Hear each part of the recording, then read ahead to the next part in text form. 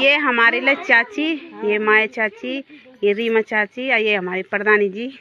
प्रधानी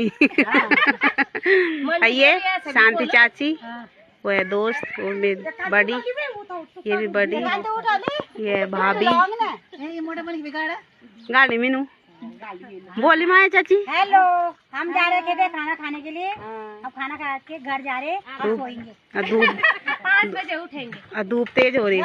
यहाँ चोपड़ी में बहुत तेज खराब हो गई। रात की पार्टी दे रही हमारी प्रधान जी, देंगे पार्टी। हाँ, प्रधान जी के नाम आज की पार्टी। और ड्राइवर साहब आ गए हमारे ये छोटे बाबू। पानी नहीं बेटा। ठीक है दोस्तों, बाय बाय।